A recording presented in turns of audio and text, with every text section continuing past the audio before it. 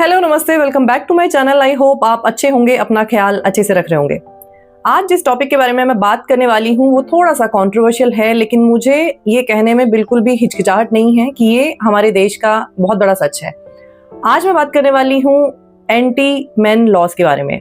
मतलब कि जहाँ पे हम कानून की बात करते हैं तो कानून का सीधा साधा मतलब है निष्पक्षता। मतलब कि कानून किसी भी साइड की तरफ अपना पक्ष नहीं रखता, बिल्कुल फेयर रहता है, जिसको कि हम बोलते हैं कि बायस नहीं होता किसी भी साइड के लिए। लेकिन जहां पे बात आती है आदमी और औरत के बारे में, तो वहां पे इस देश में जरूर कानून में बायसनेस देखने को मिलती है, और इसी वजह से जो कुछ लॉज हैं वो एंटी मैन लॉज बन जाते हैं। मैं यहाँ पे दोनों जेंडर्स को कंपेयर नहीं कर रही हूँ, लेकिन मैं यहाँ पे ये कहने की कोशिश कर रही हूँ कि जब बात आती है हमारे कानून की किताबों की, तो उनमें दोनों जेंडर्स को लेके क्या बातें लिखी गई हैं। मैं 2-3 एग्जांपल यहाँ पे आपको देने की कोशिश करती हूँ। फॉर एग्जांपल, अगर एक लड़का किसी लड़की को शादी का वादा करके उसके साथ फिजिकल रिलेशन बनाता है और बाद में उसके साथ शादी नहीं करता है, तो ये एक ऑफेंस है लड़के के खिलाफ। मतलब कि उसको सजा हो सकती है इसके लिए। और अगर यही सारी चीजें एक लड़की करती है लड़के के साथ, मतलब कि अगर एक लड़की बोलती है कि मैं तुमसे शादी करूंगी और उसके बेसिस पे वो कोई फिजिकल रिलेशन बनाती है उस लड़के के साथ और बाद में वो शादी नहीं करती है, तो इस चीज में उस लड़की को लेके कोई भी कन्विक्ट नहीं कर सकता। ये कोई पनिशेबल ऑफेंस नहीं है एक लड़की के खिलाफ। और अगर आपको यहाँ पे ये लग रहा है कि लड़कियां कहाँ ही ये सब काम करती होंगी, तो मैं आपको बता दूं कि कोर्ट में ऐसे केसेस हैं जहाँ पे लड़कियां भी ये सारे काम करती हैं। और क्योंकि कोई भी प्रोविजन नहीं है लड़कियों के खिलाफ, कोई भी सजा का प्रोविजन नहीं है, तो इसीलिए वो जो लड़के हैं वो मतलब सिर्फ भटकते रह जाते हैं और उनको इंसाफ के नाम पे जो है वो कुछ हासिल होता नहीं है। ऐसे ही और भी बहुत सारे एग्जाम्पल हैं, जैसे कि sexual harassment at work place. आपको जान के हैरानी होगी कि ये जो लॉ है इसमें सिर्फ और सिर्फ लड़कों का नाम लिखा गया है, कि मतलब लड़के अगर वर्क प्लेस पे लड़कियों के साथ सेक्सुअल हैरेसमेंट करते हैं तो उनको क्या सजा मिलेगी या फिर कौन से उनके ऊपर धाराएं लागू होगी। यहाँ पे लड़कियों का कोई जिक्र ही नहीं है, कि मतलब लॉ ने ये कंसीडर ही नहीं किया कि लड़कियां भी वर्क प्लेस पे लड़कों का हैरेसमेंट कर सकती हैं। और वर्क प्लेस के अलावा भी अगर कहीं पे भी सेक्सुअल असॉल्ट होता है या फिर रेप होता है, तो वहां पे भी सिर्फ और सिर्फ लड़कों का ही जिक्र है, कहीं पे भी लड़कियों का नाम ही नहीं है किसी भी लॉ में।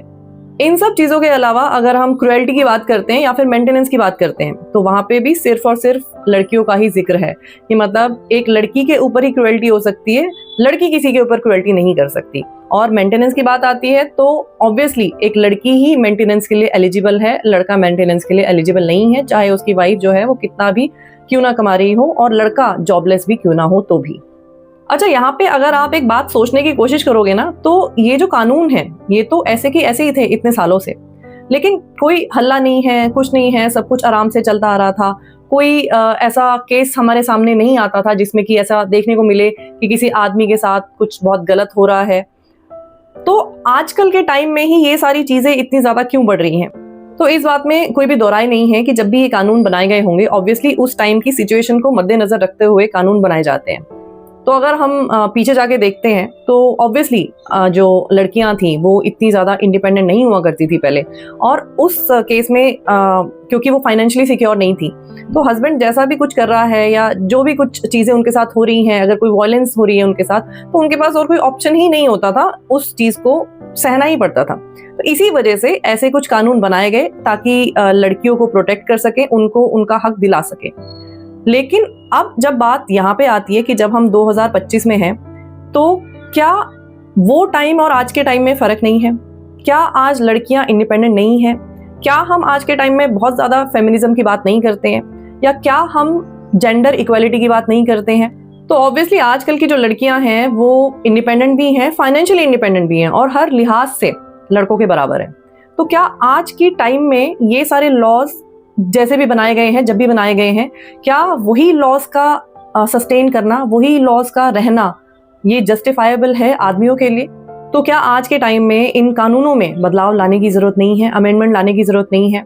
अगर आज के टाइम में आप कोर्ट में जाके देखोगे तो इतने फॉल्स केसेस आदमियों के खिलाफ हैं, और सबसे ज्यादा दुख की बात यह है कि उनके पास ऐसा कोई कानून भी नहीं है जिसकी हेल्प लेके वो अपने आप को बेकसूर साबित कर सकें या इन सब चक्करों से अपने आप को निकाल सकें। मतलब बात इतनी खराब हो चुकी है कि आजकल के टाइम में लड़कों को शादी करने से डर लग रहा है, और जो लड़के शादी कर रहे हैं वो अपनी जो भी प्रॉपर्टी है या जो भी इनकम है उसको छुपा के या उसको कम बता के शादी कर रहे हैं। देखो, अगर कोई भी इंसान वीक है तो उसके लिए बायसनेस होना या उसको फेवर करना ये बिल्कुल सही बात है, इसमें कुछ भी गलत नहीं है, क्योंकि तभी उस इंसान को हम ऊपर ला पाएंगे जब हम उसको फेवर करेंगे, उसकी हेल्प करेंगे। लेकिन अगर एक इंसान ऑलरेडी बहुत स्ट्रांग है, उसके बाद भी आप उसको फेवर किए जा रहे हो, उसके लिए बायस्ड हो, तो ऑब्वियसली फिर वो इंसान उन चीजों का गलत फायदा ही उठाएगा, क्योंकि उसको जरूरत नहीं है उन सारी चीजों की। तो ये जो सारी कानून व्यवस्था हमारे लिए बनाई जाती है, ये इसीलिए बनाई जाती है ताकि हमें पता हो कि भाई ये चीजें नहीं करनी है, अगर हम ये कुछ गलत काम करेंगे तो हमें सजा हो जाएगी। और इन्हीं चीजों की वजह से हर एक आदमी के मन में एक डर रहता है, और उस डर की वजह से हम वो सारी चीजें नहीं करते हैं।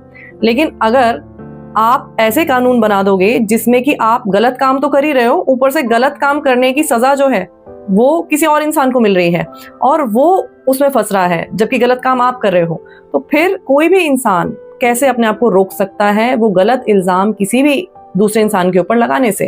क्योंकि जब उसको पता है कि गलत काम करने पे जो कानून की व्यवस्था है वो उसको सपोर्ट करती है, वो उसका साथ देती है, तो ऐसे सिनेरियो में कोई भी इंसान गलत काम करने से क्यों डरेगा? वो जो डर था इस कानून व्यवस्था का वो तो हमने खत्म कर दिया ना इस तरह के लॉज बना के। तो आज का ये जो टाइम चल रहा है ना, ये आदमियों के लिए हाई टाइम आ गया है अब कि वो इन सारी चीजों के लिए आवाज उठाना शुरू करें। तो जब कोई भी पॉलिटिकल पार्टी आपके सामने वोट मांगने के लिए आती है ना, तो उसको बोलो ये चीज कि भाई अब जमाना जो है वो बराबरी का है, और इसीलिए जो लॉज है ना उसमें भी दोनों जेंडर को बराबरी होनी चाहिए, किसी भी एक जेंडर के लिए बायसनेस नहीं होनी चाहिए। आज की वीडियो में इतना ही। वीडियो अगर आपको अच्छा लगा हो तो लाइक और शेयर करना, चैनल पे अगर पहली बार आए हो तो सब्सक्राइब करना बिल्कुल मत भूलना। मैं आपसे फिर मिलूंगी एक नई वीडियो के साथ, तब तक अपना ख्याल रखिए। Lots of love to you, take care, bye bye.